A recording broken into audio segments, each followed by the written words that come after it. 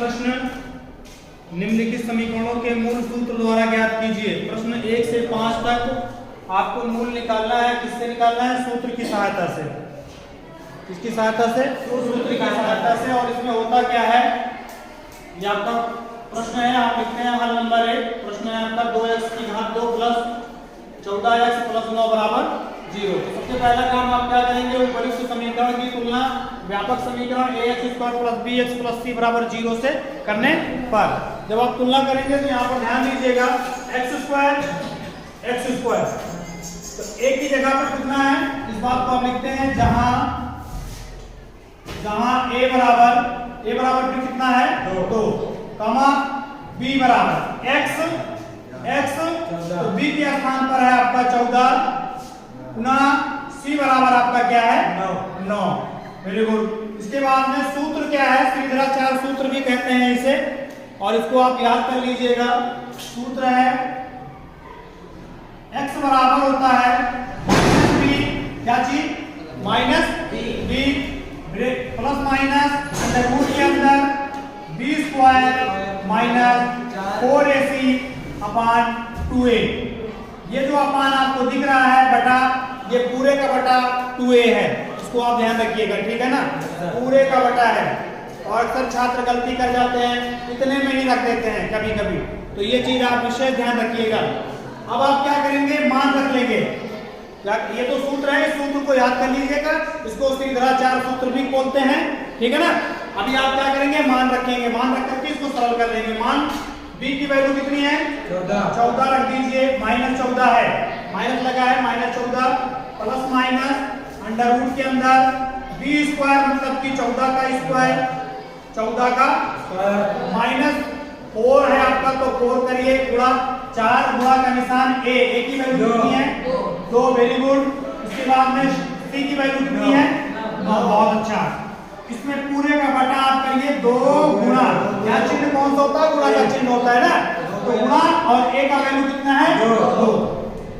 इसके बाद में आप क्या करते हैं, इसको तो अभी आप ऐसे ही उतार लीजिए।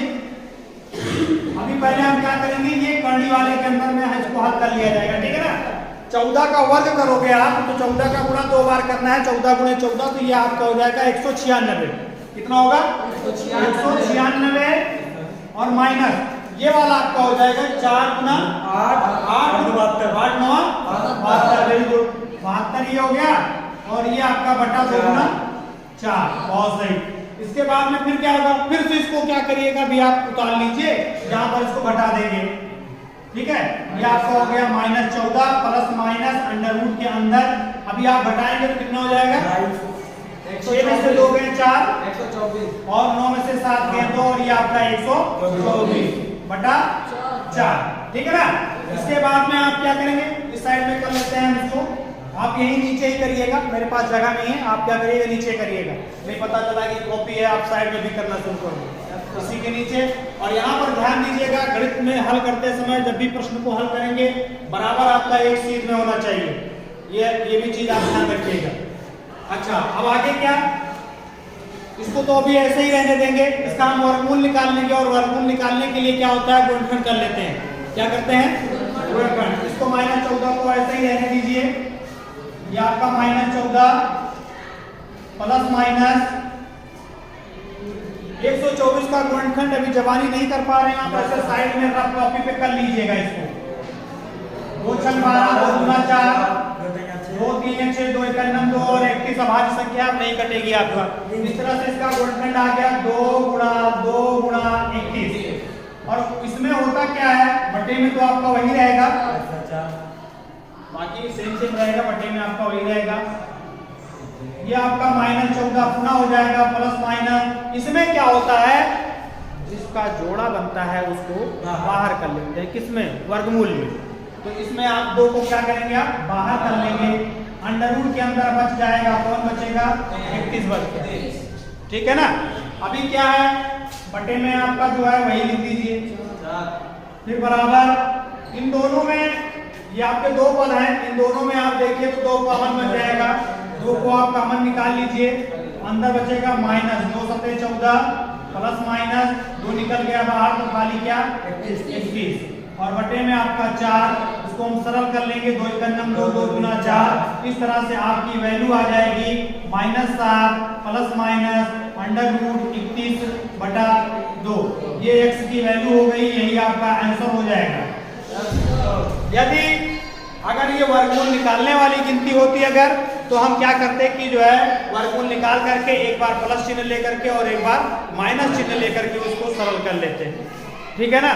एक क्वेश्चन ये है, इसको समझ लीजिएगा। वैसे इसमें नहीं है, ये तो मैं अपनी तरफ से बता रहा हूँ, एक उदाहरण लेकर के आपको इसको सूत्र द्वारा हल करना है। किसके द्वारा हल करना है? सूत्र द्वारा। तो सबसे पहले आप तुलना कराते हैं। तुलना कराने के बाद में आप ध्यान दीजिएगा, a बराबर कितना है? 4 और b बराबर 4√3 और c बराबर 3। ठीक ना। अब आपको मान रखना है। आइए इधर आइए, ध्यान दीजिएगा।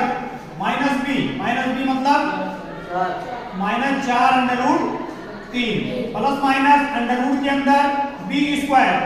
b की वैल्यू आप रखिए खाली वसबिया का स्क्वायर। ठीक। इसके बाद में पुनः -4 गुणा a की वैल्यू कितना है? 4 है और c की वैल्यू कितनी है? 3। बहुत अच्छा। ये आपका 2 गुणा a की वैल्यू कितना है? 4। ठीक है। इसके बाद में आपका ये वैसे को वैसा रहेगा 4√3 प्लस माइनस, इसको ध्यान दीजिएगा ये होगा कैसे? 4√3 में 4√3 कितना होगा? इसका संख्या का गुणा संख्या के साथ में कर लेंगे और कर्णी का गुणा कर्णी के साथ में करेंगे तो 4 × 4 = 16 हो जाएगा और कर्णी का होगा 3 × 3 = 9 और 9 का वर्गमूल हो जाएगा 3, तो 16 × 3 = 48। इस तरह से डायरेक्ट अब आगे के लिए अभी समझा दिया गया आपको, लेकिन जब आप आगे के लिए करेंगे तो हमेशा ध्यान रखिएगा ये आपका हो जाएगा 4 × 4 = 16 और 16 × 3 = 48। ये आपका 4 × 4 = 16 और 16 × 3 = 48। इस तरह से ये आपके हो गए 2 × 4 = 8। अभी आपका -4√3 प्लस माइनस 48 में से 48 आप घटाएंगे तो कितना होगा? 0 हो जाएगा। ये आपका 0 हो गया अपन 1। अब क्या चाहे प्लस चिन्ह लो, प्लस चिन्ह कर लेते हो। अगर यहां पर मान लीजिए संख्या वगैरह होता तो भी वैसे ही लिखा जाता, क्योंकि अंडर रूट में है तो जोड़ घटाव होता ना। ठीक है ना। यही आपका आंसर हो जाएगा। x बराबर -4√3/8, क्योंकि +0 -0 का कोई मतलब नहीं है। ठीक है ना। यही आपका क्या हो गया? आंसर। अब इसको और सरल कर सकते हैं। 4 × 9 = 4 4 × 3 = 8।